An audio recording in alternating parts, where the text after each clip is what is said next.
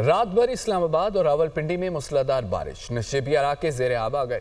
نالالئی کے اطراف میں آبادیوں کے لیے پری الرٹ جاری کر دیا گیا، خطرے کے سائرن بجا دیے گئے۔ واسا راولپنڈی ہائی الرٹ ہے، رین ایمرجنسی نافذ کر دی گئی۔ عملہ اور ہیوی مشینری نشیبی علاقوں میں تعینات۔ ایم ڈی واسا کا کہنا ہے کہ نالالئی اور شہر بھر کے نالوں کی مسلسل مانیٹرنگ کی جا رہی ہے۔ جڑواں شہروں میں مجموعی طور پر 100 ملی میٹر سے زائد بارش ریکارڈ کی گئی ہے۔ آپ کو بتاتے چلیں کہ رات بھر اسلام آباد اور راولپنڈی میں موسلادھار بارش جاری رہی، نشیبی علاقے زیر آب آ گئے۔ نالالئی کے اطراف میں آبادیوں کے لیے پری الرٹ جاری کیا گیا، خطرے کے سائرن بھی بجا دیے گئے۔ واسا راولپنڈی ہائی الرٹ، رین ایمرجنسی نافذ، عملہ اور ہیوی مشینیں نشیبی علاقوں میں تعینات کیے گئے۔ ایم ڈی واسا کا کہنا ہے کہ نالالئی اور شہر بھر کے نالوں کی مسلسل مانیٹرنگ کی جا رہی ہے۔ جڑواں شہروں میں مجموعی طور پر 100 ملی میٹر سے زائد بارش ریکارڈ کی گئی۔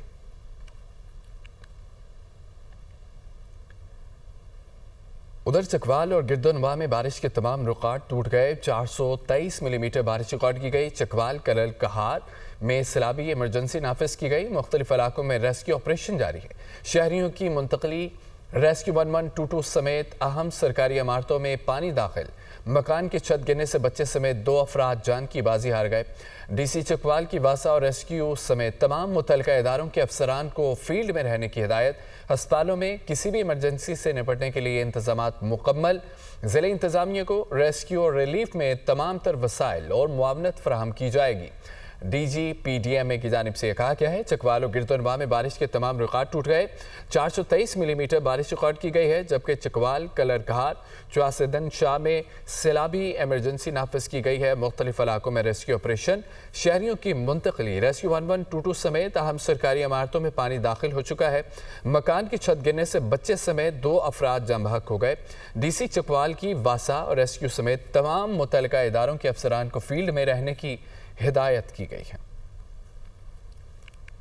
ناظرین، لاہور میں اکبری منڈی کے علاقے میں 3 منزلہ عمارت زمین بوس ہونے کا واقعہ۔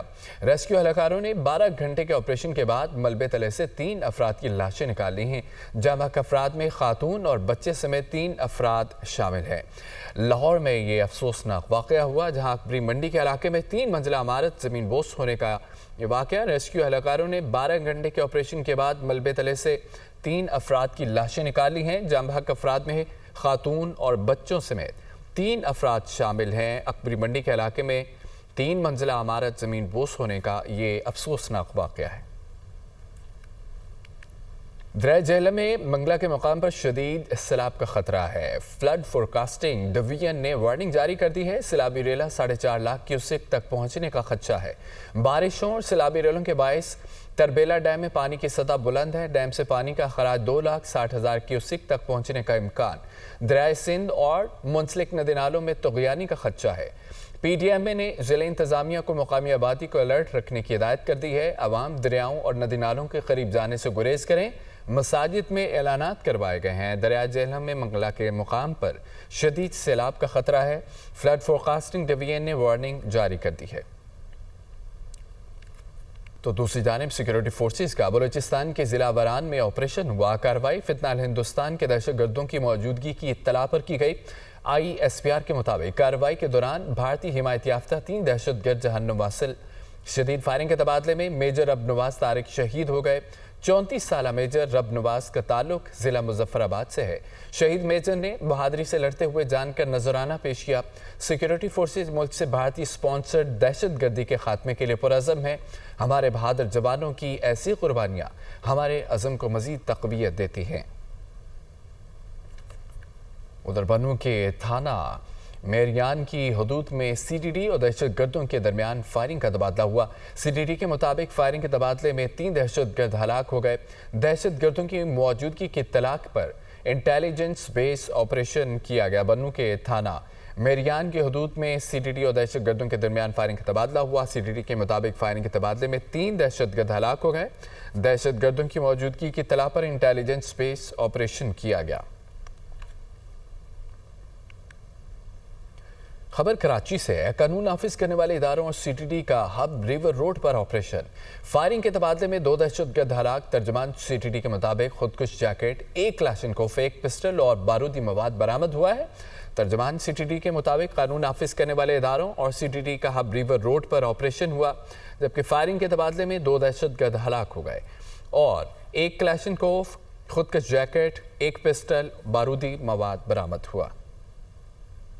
اپڈیٹس آپ نے جانی، اب آپ کو بتائیں کہ عالمی برادری کو فوری طور پر غزہ کی صورتحال پر کردار ادا کرنا ہوگا اور روزانہ کی بنیاد پر فلسطینیوں کو شہید کیا جا رہا ہے۔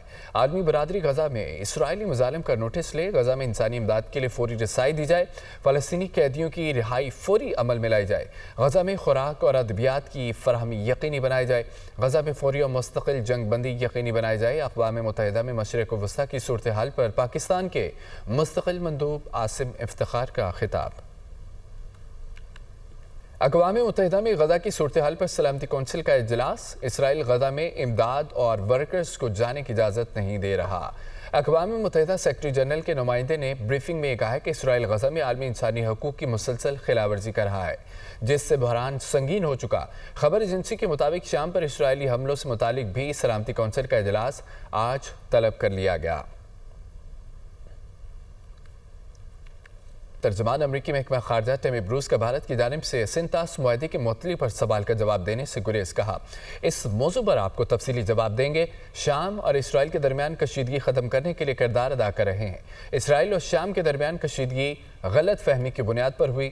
ترجمان امریکی محکمہ خارجہ ٹیمی بروس کی پریس کانفرنس، غزہ میں جنگ بندی کی شرائط پر عمل درآمد کے لیے لاحمل طے کیا جا رہا ہے۔ غزہ میں حالیہ ہلاکتوں کے ذمہ دار حماس ہے۔ شام پر سے پابندیاں ہٹانے کا مقصد وہاں سرمایہ کاری لانا ہے۔ امریکی صدر روس کے رویے سے خوش نہیں ہے۔ ٹرمپ روس یوکرین کا معاملہ سفارتکاری سے حل کرنا چاہتے ہیں۔ نیٹو شراکت داروں کو نئے ہتھیار فروخت کرنے جا رہا ہے۔ ناظرین، اسرائیل جنگی جنون میں پاگل ہو گیا۔ شام اسرائیل بمباری سے لرز اٹھا۔ 2 شہروں میں فوجی ہیڈ کوارٹرز پر حملے ہوئے۔ دمشق میں صدارتی محل کے قریب فوجی ہیڈ کوارٹرز پر بمباری کی گئی۔ اسرائیلی حملے کے مناظر قریبی ٹی وی دفتر کے لائیو کوریج میں قید ہو گئے۔ شام کے جنوبی شہر سویدا میں بھی فوجی ہیڈ کوارٹرز پر اسرائیلی حملہ، کئی فوجی گاڑیاں تباہ ہو گئیں۔ اسرائیلی حملے میں 3 جاں بحق، 34 افراد زخمی ہوئے۔ شامی صدر احمد الشرا نے حملوں کو اپنے خلاف بغاوت کی کوشش قرار دے دیا، دمشق میں ہی رہنے اور شامی سرزمین کے دفاع کا اعلان کیا۔ ایران کی شام پر اسرائیلی حملوں کی مذمت۔ ایرانی وزیر خارجہ عباس عراقچی کا شام پر اسرائیلی حملوں کے خلاف شامی عوام سے اظہار ہمدردی کہا۔ ایران مشکل کی گھڑی میں شامی شہریوں کے ساتھ کھڑا ہے۔ پہلے ہی واضح تھا کہ اسرائیل کا اگلا نشانہ کون سا دارالحکومت ہے۔ اسرائیلی حکمران صرف طاقت کی زبان سمجھتے ہیں۔ جارحیت کو روکنے کے لیے دنیا اور خطے کو متحد ہونا ہوگا۔ ایران کی شام پر اسرائیلی حملوں کی شدید مذمت۔ ایرانی وزیر خارجہ کا شام پر اسرائیلی حملوں کے خلاف شامی عوام سے اظہار ہمدردی۔ ایران مشکل کی گھڑی میں شامی شہریوں کے ساتھ کھڑا ہے۔